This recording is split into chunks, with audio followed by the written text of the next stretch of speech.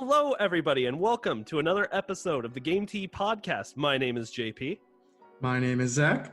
And I'm Czar. So this is attempt number 2 of trying to record from our own humble abodes. And I gotta say, I'm not a big fan. It's not easy. I would retweet that sentiment, JP. Like all the stars have to align for us to get everything perfect and nothing go wrong. Like, it doesn't matter to me that Czar smells, and, you know, it's just, I miss those guys. I miss having them next to me. I call it a strong smell of musk. I don't care what you call it. Can't breathe, damn it. So we're doing our best right now to try and pump out some content while we're all stuck at home. Obviously, it's been a couple of weeks since we've been able to do anything just because we've been trying to figure out what the hell to do about recording. But Zach and I put out a Nintendo Direct mini pod the other day, and I think we found that this solution that we're doing is working out pretty well. What do you think, Zach? I am hopeful, and we'll see how it goes. We got Czar in here, so we're adding another third. We're adding the OG third to us, so we'll see how it goes this time. Yeah, Czar, you missed out with that mini pod that we did a couple days ago. It was actually really fun. Oh, I'm so sad. I wanted to be a part of it. Talk some Switch shop. Especially since you now actually own a Switch. I know, and I love it. It is probably one of the best consoles ever made. I love being able to play it on my TV and then lay down in bed and have a kickstand, and I can still play the exact same game. Yeah, that's what's incredible about the console. Welcome to the future. Love it. And Czar, I don't know if you know this, but Xenoblade is coming out May 29th, and I'm going to need you to get that game so I can get off your back on it, okay? Okay. Ooh. Is it multiplayer? No, but your wife can watch. Well, that's fair. It's a good story. I think he meant with us. Oh. Oh, well, I can watch you too, man. I love that game. All right, in this episode of the podcast, we are going to be talking about the ludicrous Animal Crossing sales because of this pandemic. We're going to be talking... Luda! Yeah, no joke. We're going to be talking about some big Mario game rumors for the Nintendo Switch. And we're going to be what talking... could they be? Yeah, right? And we're going to be talking about Xbox... How do I even say this? We're going to be talking about Microsoft's anger towards everyone for asking for Switch ports. Is that right, Zach? Yeah, it's a funny conversation. More of a kind of like your Ninja tweet. Oh, yeah. And how he responded to it. I like funny conversations. We're going to be talking about The Last of Us 2 getting delayed. And finally, we're going to end this episode with games that are coming out this week. As I stated in the last mini pod that we did, we're trying something a little new where we're going to be releasing 2 normal episodes a week. So the first episode you guys are going to receive this week is going to be our articles and the games that are coming out. And then later this week, you're going to be receiving the normal segment that we do to kind of just mix up every week. This week, we're just doing a normal What Games Have We Been Playing episode. So expect that to come a little later. It's pretty hype. We're trying something new, so we would love your feedback and what you guys think. That's for sure. Yep. Absolutely. What do you say, guys? Should we just get right into this? Let's do it. Let's do it. First up, Animal Crossing sales. Guys, I don't know if you know this, but there's not a lot to do right now. You don't fucking say. That's an understatement. And I don't know if you also noticed, but it's kind of very pessimistic right now in the world. Yes, that's true. And that's exactly why I think Animal Crossing is hitting these ridiculous sales. I think life simulators are what's in since none of us have a life at the moment. Right. Yeah, absolutely. Especially ones that are cheery and happy like this one. Something we need in our lives right now. And when you can't go about your day-to-day life, why not do it in the game? Yeah, right. Because, in real life, what I'm usually doing is just catching butterflies and fishing in my neighbor's pond for boots and Easter eggs because of this stupid event that's going on right now. But I digress. All right, JP, let's fill our listeners in. What do you mean ludicrous sales? What's going on right now? So, according to the article we're looking at right now, the title sold 1.8 million games in just 3 days in Japan. Just in Japan. That is not world sales. That is just in Japan. Damn. And that's being recounted by Christopher Dring of GameIndustry.biz. He reported those numbers. And what's really interesting about that is JP says 3 days and it's just in Japan. It also doesn't include digital sales. That's not digital sales? It does not include digital sales. Oh my God, that's insane. Yeah, and it was the #1 seller last week in the UK too. And so I expect, I don't know, by the end of the month, we're going to see some pretty crazy final numbers not final numbers, but pretty crazy numbers for Animal Crossing New Horizons. This could possibly set a record for game sales. I mean, at least for Nintendo. So if you look here, they're actually giving some statistics about other games that have come out recently. By comparison, the previous 3-day Switch record was held by Pokemon Sword and Shield, which had over 1.36 million copies, both games combined. And before that, it was Smash Bros. Ultimate at 1.2. So not only is this a record, but Animal Crossing New Horizons blew those other games out of the water. And yeah, not even competition. yeah, it's outstanding. And I'm not going to lie and say that I don't think that the virus has something to do with that. But I also think it's because of how quality the game is. And how hyped it was. Oh, yeah. They had an entire timeshare presentation just to get people onto this island. Yeah, I think this was the perfect storm, really, given the awful circumstances that are going on in the real world right now, and given that this was a game that it got delayed from last year, so it was already very amped up. People were hyped for it, and then Nintendo did a good job marketing it. So I think this was just the right place, right time kind of thing, and that's why Animal Crossing is literally blowing up. I think up. the memes of Doom Eternal along with Animal Crossing helped spectacularly too. I mean, that was just free advertising for both of those games, because I think Doom Eternal set a couple records itself. Didn't hold a candle to Animal Crossing though. No, but still in its respective field. But I mean, I think out of the two, I knew that Animal Crossing was probably going to do better. I think it's got a wider market. Just a hunch. Now, what I find super interesting about this is not only is the game selling like hotcakes, but I don't know if you guys have heard about this. There's kind of a Nintendo Switch shortage going on right now. Well, they better know about this because that was last week's or 2 weeks ago's podcast. Yeah, they better. You're right, Zach. What are y'all doing? What are y'all doing? What all do you have better to do than listen to us? Nothing. Talk about making a bigger problem even bigger, because right now Japan's going through Switches like hotcakes. Japan has a 585% increase in Nintendo Switch sales from the previous week. Jeez. You can see that in the States too. My friend who asked about getting a Switch, she got lucky and she got her hands on one of the Switch Lights, but it was the last one.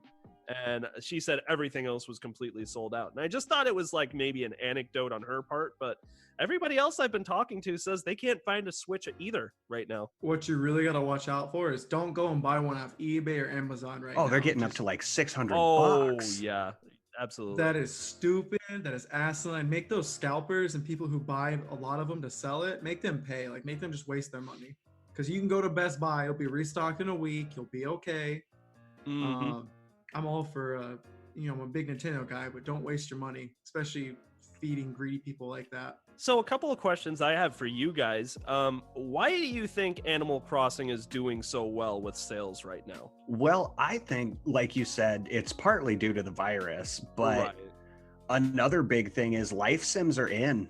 People love life sims. It's been, I wouldn't say a recent trend, but over the past few years, they've really hit the market hard because gaming has become so accessible to basically anyone. I think I saw something on Facebook the other day about some 98-year-old woman who religiously plays Animal Crossing. And for, you know, people who are maybe a little younger, maybe a little older, the game still appeals to them because, no matter what age you are, everyone can play. Well, what can I say? Life simulators are great because I can do things in them that I can't do in real life, like buy a house and find a girlfriend and be happy. Man, that got depressing quick. I know what I said. But no, absolutely. It's just the fact that you can't really go outside right now. This has everybody up in arms. And it's just, this really was the game that came along at the perfect time. Nobody could have seen this coming. And Animal Crossing is just there to give you a nice, warm little hug. Yeah, I'd be curious if, say, this game came out 6 months earlier or 6 months ahead of now if it would do quite as well as it has been. Mm-hmm. No, No, I totally agree. I definitely agree too. I think this is the perfect storm, and I am gonna be curious to see what its sales numbers are when it's all said and done, because I think it's gonna be up there, guys. I think it's really gonna be up there. I mean, the thing that makes me skeptical about what the sales would have been like had we not been in the center of a pandemic is this statistic right here that the last Animal Crossing game, which was New Leaf on the 3DS, achieved about 700,000 sales during its opening 3 days, which is less than half of what we saw from New Horizons, despite the 3DS being one of the highest distributed gaming consoles of all time, you know? So I think the pandemic has something to do with it. But like I said earlier, I also think that it has to do with the quality of the game. It's bringing people together. Oh, absolutely. Zach has already visited my island. He gave me peaches. I did. And he gave me some cherries. It was a good time. He thought they were mangoes, but Yeah, they kind of look similar, all right? God, don't judge. I called him and I was like, Zach, go see what fruit you have. And he's like, I think they're mangoes. And I said, are they shaped like butts? And he said, they are shaped like butts. And I said, those are peaches. Hey, man, they look similar, okay? The butts? Yeah. Yeah, I think this has the chance of selling like upwards of like 15 million to 20 million copies. You guys think that's a little high, or what do you guys think? Overall, I don't think that's low at all. I think this is a phenomenon. It'd be interesting to see what the combined sales between physical copies and digital downloads are, but I think those digital downloads are pretty restricted. I don't think really anybody gets to see how many of those are sold.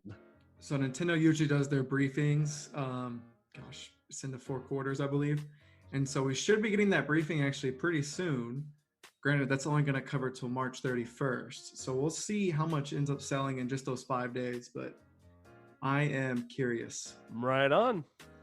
All right, guys. What do we have to talk about next? So next up, I'm pretty hyped. This isn't going to be like a normal thing for the pod of like big rumors, but when there's over like 10 different publications talking about it, you know, when there's smoke, there's probably going to be a fire, right? Mm-hmm. And I think everybody's going to be excited for this because it hits pretty far home with just about every classical to modern day gamer. No, Right. you're absolutely right. So, Zach, you were the one that brought this to our attention. Why don't you read to us what this article says? Absolutely. So this is posted by Andy Robinson on videogamechronicles.com. Right. And basically, there's a bunch of details emerging on Mario Switch remasters.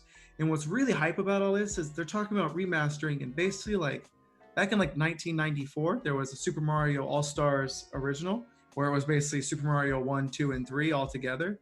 Imagine that, but with the 3D platforms of Mario.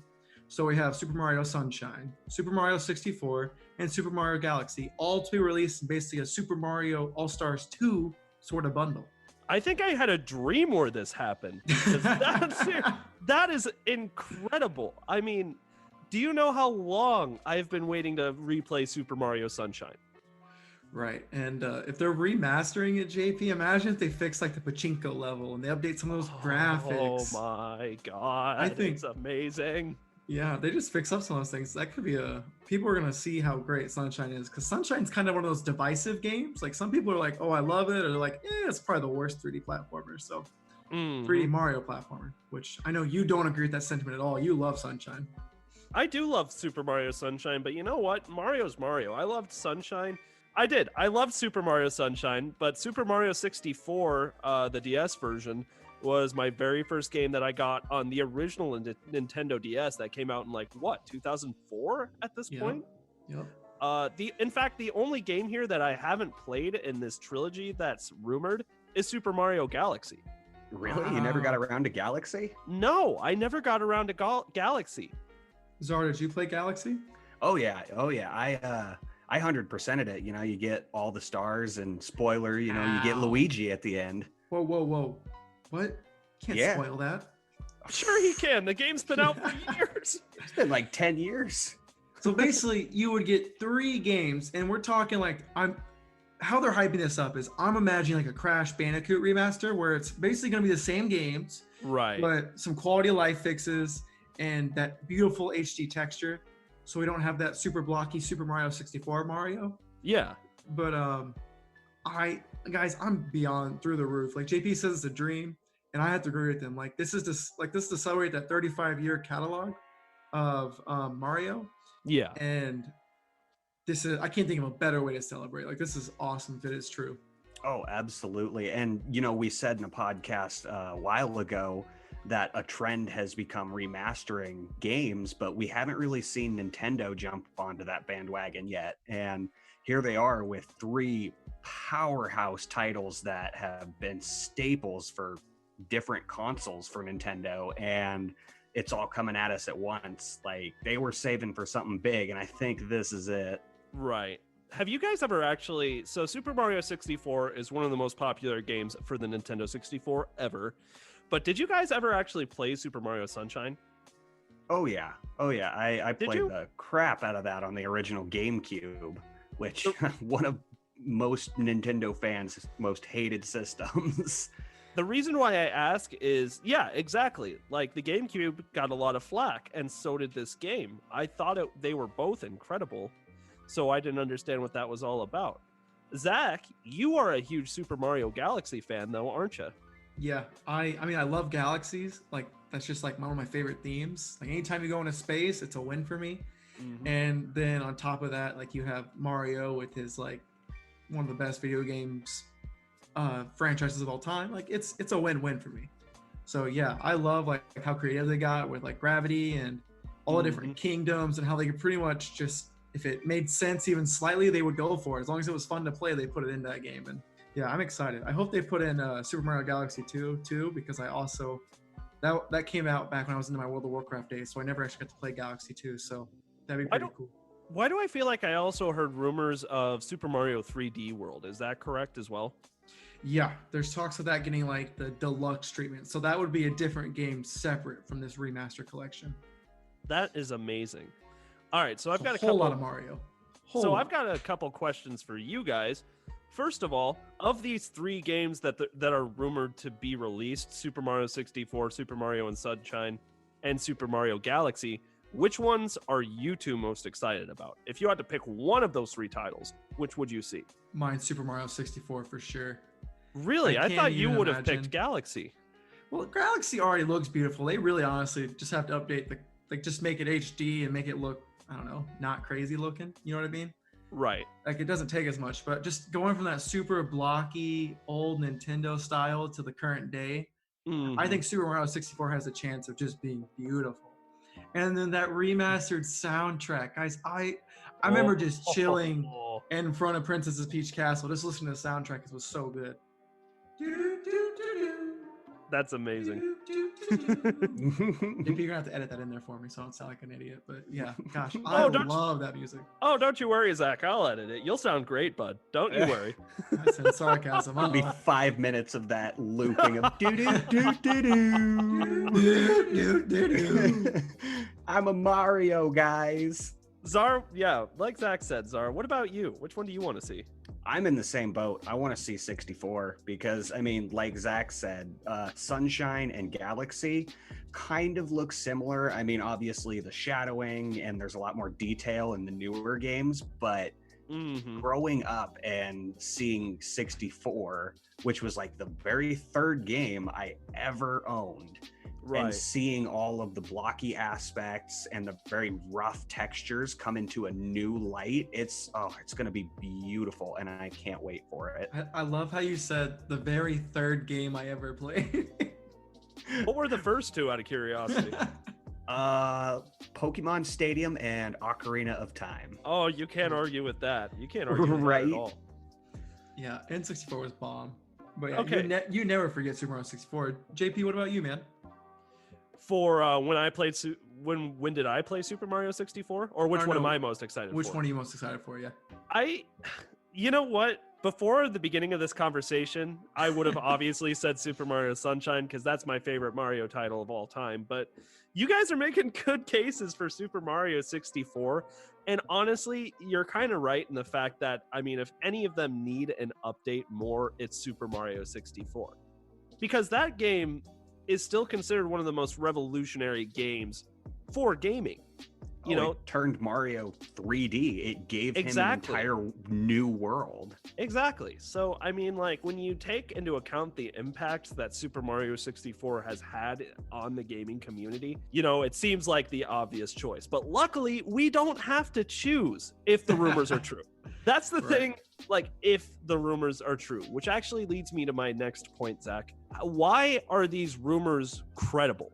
Well, so usually you might see like a post or whatever on 4chan or whatever, not pay it too much mind. Yeah. But there is like 10 plus news sources all reporting this, and they all reported on the same day around the same time. So I'm thinking someone leaked something. Really, what I think is going on is Nintendo had to backtrack because of COVID-19. Right. And because they had a partnership with Lego for the new Super Mario World like theme park coming out. Ooh. And that was supposed to celebrate the 35th anniversary. And they were talking about there's more news in the Direct that was happening earlier in March. And we know that Direct never happened. So I'm thinking Nintendo's kind of backtracking, but some people are leaking information kind of on accident because they're like, oh, I thought the Direct already went out. And so Really? yeah, so I think there's just kind of like they had to back up their plans. They need to update everybody, or just everybody didn't get the memo or something, you know? Absolutely. So I really think this has got credence, and I'm going to cry a lot of tears if this doesn't happen. I'll be honest. The thing is, I figured that these games were going to receive a remake eventually. I was just iffy if it was going to be on the Switch or on whatever comes after the Switch. I thought maybe they figured it was going to be a little too soon for Super Mario Sunshine and Super Mario 64. And even Super Mario Galaxy, honestly, because that was 2007, which was 13 years ago. We are getting old. Yeah, we are. That's scary. But no, hearing that these rumors are credible, that's really good to hear because, like I said, this is amazing news. If it came to be, this would keep me busy for weeks. Yeah. Yeah. I wish this could have released like this week or after Animal Crossing. It hasn't worked like that. So yeah, I'm pretty hyped. You guys have any final thoughts on that? No, I'm just, I hope the rumors are true. I have a feeling that whenever Nintendo decides to do their next Direct, which should be soon, since we just got that mini, and that seems to be kind of the schedule is like we get that mini, and then what'd you say, Zach? Within a month, we get our normal Nintendo Direct? Yeah, that's the rumor. But like I said, you know, Nintendo's backpedaling right now, so we'll see where it ends up. But hopefully with under 2 weeks from when you're hearing this podcast, the actual Nintendo Direct comes up. Fingers crossed. You can take my friends, but if you take my Mario, you've gone too far. Wait, what? What? I didn't say that. I love you guys. I see how expendable we are. You can't compare yourself to Mario. Mario may have 99 lives, but who gives a shit about us? Speaking of hating your friends, you know who else is hating? Xbox. That's right. Yeah, Xbox a little salty. Why are they salty, Czar? Do you know why? Because they're so annoyed with everybody demanding Switch ports. Everyone wants to see the new and hottest games on the Switch, and Xbox is tired of it. That is understandable. I mean, to make a whole video, that's what we have here, right? Is Phil Spencer, the head of Xbox, made a video kind of like, hey, we're not porting everything to the Switch. Shut up. So he got interviewed by Unlocked 437, and then he got asked about like, well, how do you feel about porting stuff to the Switch? And then Zara, do you want to read that quote for us and see what he says in response to that question? I don't really love this idea that for every one of our games, there becomes this little rumor on, is it going to end up on the Switch or not? I feel like we should set a better expectation with our fans than that. Ouch. Woof, that's pretty that to was the a money. little bit of a jab. Oh my lord. Yeah. Xbox, play nice. Come on. Set a better example? Are you kidding me? Now, here's the thing about Phil saying this. The Switch, Nintendo altogether just kind of got its credibility back for third-party titles, you know, because a lot of people were afraid to put their games on the Switch for a while, until obviously it was selling well, and then the Switch, it's like that Thanos quote, you know, the one, You couldn't deal with your own failures. And where did that lead you? Right back to me. Or some shit like that. I feel like that's what's going on here. And Phil is still just a little hesitant about putting the big titles on the Switch. Like, I'm sure we could probably guess what the big ones are, right? Like Gears, Halo, things like that. Oh, Right. yeah.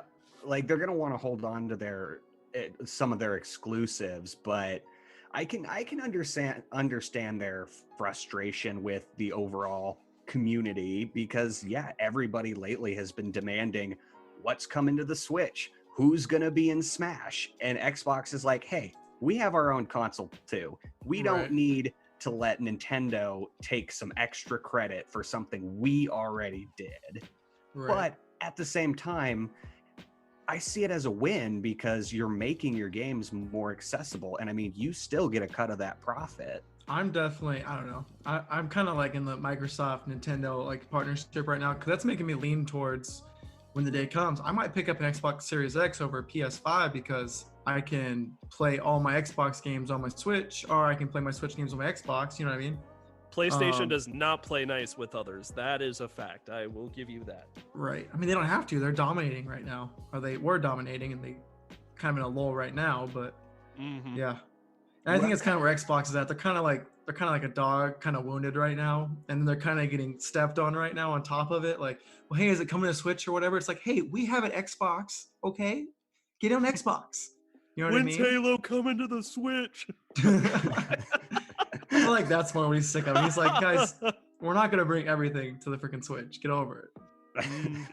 What I kind of get is a little bit of a comparison of like Xbox is an older brother and they're just tired of having to give half of their cookie to Nintendo, who just constantly tugging at the bottom of their shirt like, hey, remember me? Hi, can I have some? You know what? When you put it like that, neither of you are the eldest sibling, so you don't fucking get it. But me. Jake, you put us in the mindset of Xbox right now, man. How are you feeling? Oh my God. It's, if you're going to be going off of that analogy, and by the way, to my brothers, if you're listening to this, I love you both very much, but. Uh-oh, here it is. There's the but. Yeah, but it's just, if you're using this analogy to kind of go off of it, I mean, I think there's a little bit of credibility to what Czar just said. More than anything, I think that Xbox has kind of recognized the value of console exclusivity when it comes to certain titles, Xbox, I think, in that they may have the most powerful console that's coming to the market right now, but that didn't help them with the Xbox One, and I think they are pondering on whether or not that's going to help them here. And I mean, like, it's ironic because Nintendo was in the same boat a while ago after the Wii U flopped so hard, where they were just considering being a game making company. And, now everyone's asking for Xbox games on the Switch. So, if they know what's good for them, in my opinion, they should probably hang on to whatever games they have that are exclusives. Oh, absolutely. I mean, you can't be sharing your market too much with it. Like, I would be incredibly shocked to find out that Halo goes on to any other platform aside from an Xbox or a PC. Exactly. Like that would be almost like they're scared and they're about ready to strip everything down. Mm-hmm. Nope, I totally agree. All right, not to be that guy and like poke a hole in your argument, but Nintendo's been the longest video game company, so he's definitely the older brother. Just saying. Well, the longest console standing, because the actual oldest goes to Atari. That is technically true. But it's not the oldest company because Nintendo was founded in like 1893, and I know Atari wasn't. So okay, yeah, but they were 1893. What? No, that's true. That is true. But they were a toy maker most of those years. In fact, they didn't start making video games until the NES, right? They did arcades. Did they do the Game & Watch? Yep. Or was that a different thing? They did Game & Watch and they did arcades. Okay, so yeah, they got into it then. That must have been the 70s, 80s? Yeah, when they finally got into it. So yeah, but until then, Nintendo was a toy maker. So technically Zach is right, but I'll take technicalities. Just like an actual older brother, he's kind of a douche. Factual. Trust me, I'm an older brother. JP, will you please do me the satisfaction of reading the next point? All right, absolutely. So let's go to the script. Oh, come on. Why do I have to read this? Oh, I want to feed on your tears, please. Fine. All right, the next article we're reading. Sony delays The Last of Us Part 2 indefinitely. You know there's a pandemic going on, right? I know. I enjoy some suffering, but maybe just at Sony's expense. That indefinitely is a scary word. Not the actual people of Sony. I hope everyone's fine. Just the company and pure competition standpoint. Oh my God. All right. The Last of Us Part 2 suffered a delay before the pandemic, with Naughty Dog announcing in October that it was pushing the post-apocalyptic game back from a February 21st release to a May 29th release. Now we have no idea when to expect the title. Okay, this is heartbreaking. Right. Why did you make me read that? So JP, the tweet says, update, SIE has made the Sony Interactive Entertainment has made the difficult decision to delay the launch of The Last of Us Part 2 and Marvel's Iron Man VR until farther notice. Logistically, the global crisis is preventing us from providing the launch experience our players deserve. See, you know what? Like I said, that stings. My thoughts on this are probably the game was going through its final last couple of fine-tuning tweaks before it was supposed to be released next month, and they knew that they would be putting their staff who's working on the game at risk by forcing them to stay in a room together. That, and I think that they believe sales would have suffered a little bit because nobody wants to go outside for the pandemic. My counterpoint to that is, look how great Animal Crossing did. Right? I mean, even at least a digital download. Exactly. That's fine. But see, I know that they believe that they believe that, hey, everybody's inside right now. This is a perfect time to release the game, which makes me also think that there's probably another reason why they're delaying the game. And my best bet is probably going back to the game developers, probably, risking their health and safety a little too much. I know game devs get pushed quite a bit, but I mean, to do it when you're in the middle of a pandemic that literally spreads by being in close quarters with one another all the time, I think Sony was like, okay, yep, you know what? We don't need that right now. Let's just hold off for a little while. I think our fans will understand. Oh, JP, I cannot wait for you to read the next article. So my thing that I've been reading on Reddit is that, and this is speculation, but they're in the final stages. Like, the game is coming out next month, the end of the month. So I guess it's almost 2 months away. Right. Everyone, they're thinking that this was like, they're just bug fixing at this point. Like, the game's basically ready to go. Mm-hmm. But I think JP hit the nail on the head. Like, they're worried about sales and producing enough copies of the CD perhaps to like make it so you can have a successful launch event. That could be. That could totally be a part of it. So that was kind of what the speculation was going on. They just think they're worried about sales, which I love the counterpoint you made. Like, look how good Animal Crossing is doing. I guess the coronavirus is definitely going to get worse before it gets better. So I can see what they're saying there, but yeah, it's kind of a double-edged sword. It's like damned if you do, damned if you don't at this point, because it's like, yeah, like now look how good Animal Crossing is doing, but hey, we actually don't know what it's going to be like come May 29th. It's actually like you said, this is probably going to get worse before it gets better. So what I'm hearing, and you can totally tell me if I'm wrong, but I agree with Zach that their game is basically done. Yeah. Like, if it's not already done, it's basically there. And from what I got from the tweet, kind of hit me the wrong way a little bit, that they want to provide the launch experience that players deserve. Mm-hmm. To me, that sounds like, well, we need this virus to be done so we can have every single person at every game store at midnight the night it launches. Like, that to them is going to be a successful launch. And I just don't think that's the case. And I think if they're going to wait for that perfect time to release when everybody can go back outside, they're kind of shooting themselves in the foot. That's the thing that sucks the most about this, is we don't have reasons. We don't have reasons why this is happening. We just have a ton of speculation going on. And that was probably completely intentional on PlayStation's part, but still, I mean, you could be right. That could be an absolute possibility too. There's just so many factors with, how the coronavirus is affecting the gaming industry right now that it's hard to pinpoint one factor, and it's probably not one factor. There's probably just multiple things that came together to the point where PlayStation made this decision that broke my heart and probably a lot of other Sony fans' hearts as well. No, Last of Us is awesome, so it does suck. But you know what? I've said it once before in a different episode, and I don't even think it was regarding the coronavirus, but I said that, for the health and safety of the game developers, I don't mind them pushing back games. I really don't. If it's for people's health and safety, you're going to get people that bitch. But you know what we call those people? Assholes. The worst. The worst, yeah. So, guys, I wanted to add, I did some deeper digging into this because you guys know Xenoblade's launching on May 29th, and I would be feeling the exact same thing you're feeling, JP, if they delayed it. Right.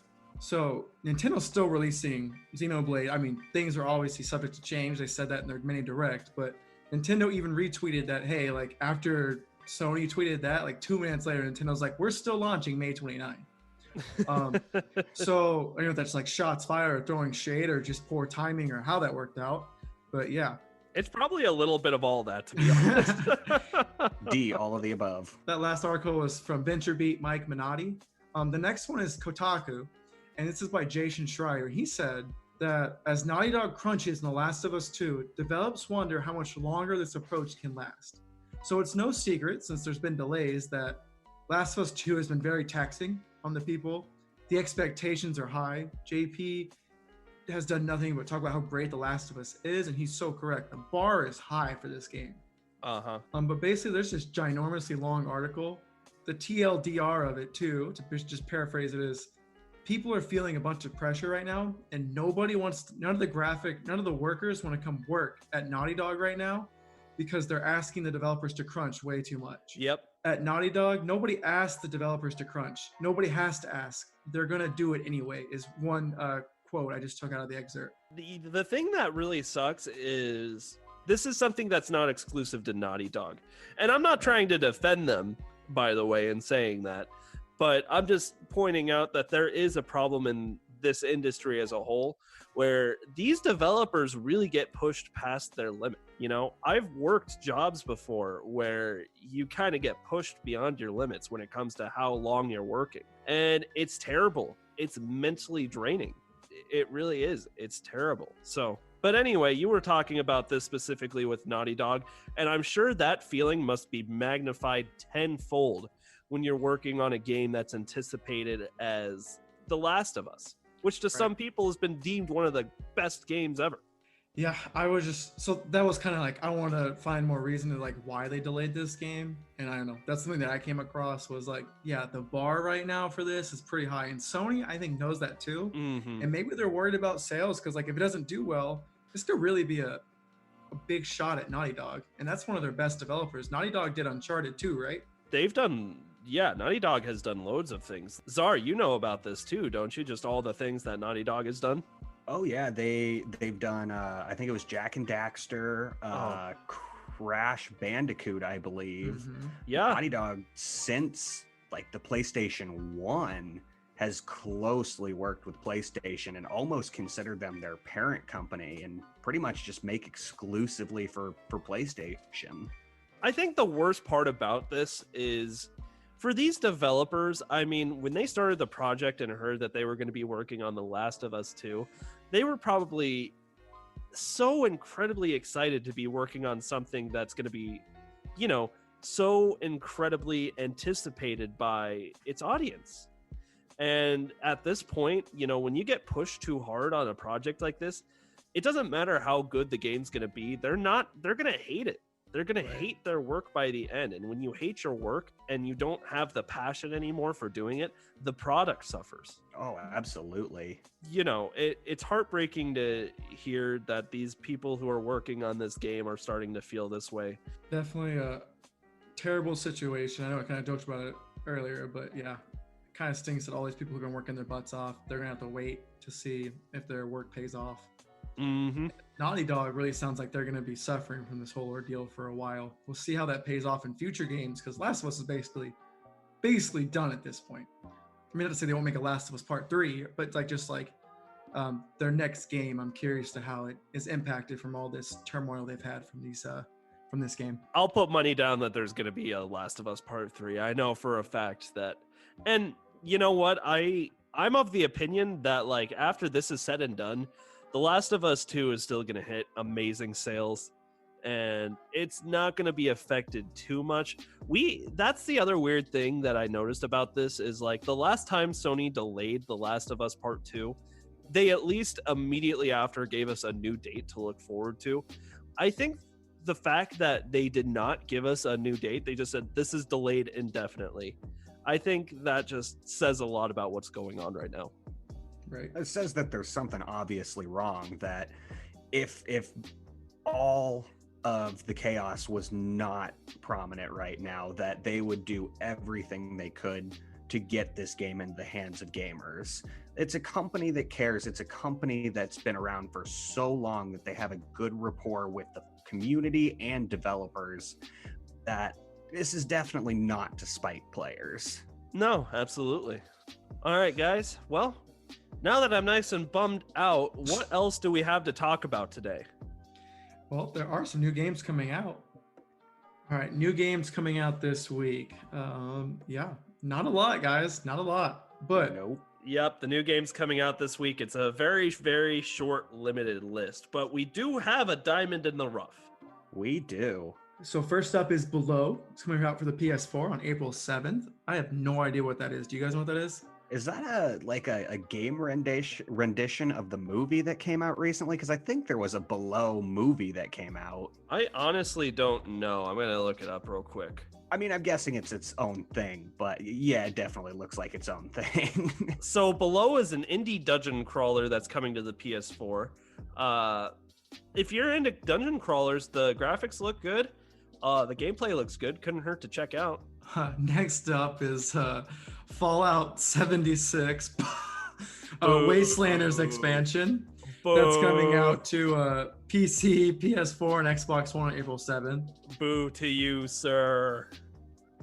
Listen, I've heard this game's gotten a lot better from the shit show it started as, but Yeah, we'll just make you pay $100 to play by yourself. Oh That's my a step God. in the right direction. I mean, Yeah. you expect Bethesda to come out with some questionable products here and there. I fully get that, but Fallout 76 was terrible, yeah. even by Bethesda standards.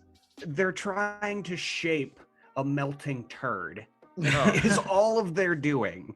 It's not going to turn into a snowman. It's not going to look pretty. Just leave it alone and hope somebody else picks it up. Do you want to build a Fallout? We've gone and took out all the single player. Now the game is bad and we're charging you more. Get over it. Anyway, next up is Convoy. That was really That's- good. Yeah. We can make a musical. That's the next up with the pod. Next up is Convoy for the PS4, Xbox One, and Nintendo Switch. That comes out April 8th. Okay. Indie gem, I imagine. And then finally, guys, our big game of the week, something that we are all excited for, even though one of us more than others. Final Fantasy VII Remake coming out on April 10th. So just out of curiosity, one of us more than the others, which one of us were you talking about? It's you. Is it me? It is me. I You're know the it's one me. with the PS4. Yeah, but I mean, you guys can be excited for me. Maybe the excitement you have for me is more than my excitement, which probably isn't true because I'm really excited for this. But still, I can dream. Yeah, I'm excited for you. Basically like an early birthday present for you. So, Yeah. JP, what are you most excited for with this Final Fantasy VII Remake? So I've seen a little bit about what they've offered as far as just like trailers for the game. So first of all, I don't have like this super deep history with Final Fantasy, to be completely honest. You know, in fact, the first time I saw a Final Fantasy character was in Kingdom Hearts, Amen. where you see Cloud in Kingdom Hearts 1. That was the first time I was like, who the hell is this guy and why is his sword so big? Like, that's not practical. And then I got into anime and I'm like, it's just, that's how it be. But anyway, but that's how it do. Anyway, I finally got around to playing Final Fantasy VII, just the turn-based RPG after a while. I fell in love with the characters and I fell in love with the game. And was basically it until I found out about this remake, and I was like, okay, well, it's probably going to be the same thing, just updated graphics, updated music, the whole shebang, but the pretty much gameplay. But no. From what you see in the trailer, the gameplay has changed up significantly too, to the point where it looks more like more modern Final Fantasies. Like the way the battling system works reminded me a lot of Final Fantasy 15, which was the last full Final Fantasy title that went to PS4, I want to say in 2017 or 2018. What I'm most excited for is seeing how this new battling system works out. Because, we get these remakes and it's the same thing all the time. It's just, oh, the graphics are better, and blah, blah, blah, blah, blah. But every so often a mechanic changes that actually changes up the way the entire game feels. And if you need an example of that, Zara, you might agree with me.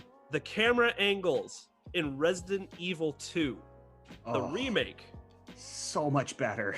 Yeah, right? Something so little improved the gameplay significantly, without doubt, right? Leaps and bounds. It's the difference from running away from an unkillable enemy only to hit a wall and die to be able to maneuver and run with your tail between your legs for an entire level. So the point of that is, yeah, exactly. It's just a little mechanic change. And this isn't even a little mechanic change, to be honest. The battle system is some people's favorite part about Final Fantasy VII. So seeing that change is going to be very interesting. So you said it more closely represents Final Fantasy 15, I think. Just the battle system. How is the battle system different from its normal turn-based that it originally was? Well, Final Fantasy VII was your standard turn-based RPG. So think like Pokemon, where, one person you have a list of attacks. One person attacks first, and then you do some damage. And then another person attacks, and then you do some damage. End of turn. Next turn, you select an attack. That's how you played Final Fantasy VII, the original. Final Fantasy VII, the remake, plays a lot more where you're actually like Dark Souls-esque, where you're rolling around and you're running and hitting someone when you see an opening, and that's what I mean when I say that the battle system has changed. How do you think the fans are going to like this change, especially with such an iconic game as Final Fantasy VII? I mean, I don't know much about Final Fantasy VII, but I feel like I got a good feel for the series just based off of everything I've heard from this iconic game.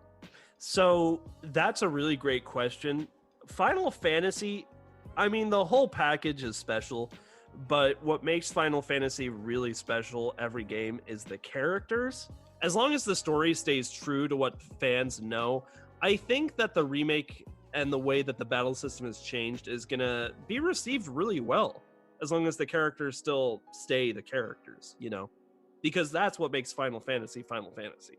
Definitely good luck with Sephiroth. Oh my God, Sephiroth! What a prick! I don't think he's gonna. He was a badass in Kingdom Hearts, like trying to beat Sephiroth in Kingdom Hearts 1, especially. I think that was the hardest Sephiroth battle.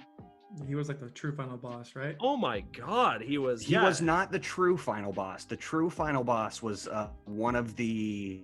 Wasn't it the Lingering Will? Oh, what is it? Beast's Castle. It wasn't the Lingering Will. His name was unknown, and he was from Organization 13. You don't find out who he is until Kingdom Hearts 2. Was it Xehanort? I think it was Xehanort. I'm almost certain it was Xehanort. Okay. But yeah, he was supposed to give you that little inkling that where Kingdom Hearts 2 would go, that it's not just about the Heartless and this evil, that there is somebody and some community of people pulling the strings. Right. So, in conclusion, with all of that, I'm excited for the Final Fantasy VII Remake. I hope you're excited for the Final Fantasy VII Remake, or at the very least, I hope you're excited for me to be excited about the Final Fantasy VII Remake. I'm so happy for you. Absolutely. Especially since, like Zach said, my birthday is coming up on the 20th, so it's like an early birthday present. Happy birthday. Save it for 420. We have 2 more games to talk about really quick. Tharsis for the Nintendo Switch on April 11th. It's basically another indie gem. It's a game about space and turn-based survival strategy game. Very cool. Probably already know if you want that or not. And then after that will be Someday You'll Return, which is on the PC, and that is a horror game. Ooh. I haven't heard much about that, but if you like Silent Hill or Outlast 2, you'll probably like this. I haven't played a good horror game in a while. I'm probably going to be picking that up as well. It's been a minute. Oh, good. On your PC, JP? You gonna tell us how great your Have I PC told is? you about my PC, you guys? I built it. It's great. We all know how great your PC is. Do you? I don't know if you do. You don't sound sincere enough. Let me break out my whiteboard and explain to you the pros and cons. Give me a play-by-play, please. I'll have to save it for another episode of the podcast because I think for now we have run out of time. Just like our last game, someday we will return. All right. Any parting words? Nope. I know it's weird to be getting your guys' segment, the fun segment, at a different point in the week than usual, but we're going to see how it goes, and I'm really excited. Later this week, we're just going to be talking about the games that we are playing right now. Have a deep dive into that, which is a pun for what I'm doing. Can't wait to hear about that. Oh, puns. In the meantime, thank you guys so much for listening to the Game Tea podcast. I will leave you all with this nice little positive note. The CDC urges everybody to stay indoors and play video games. So have fun.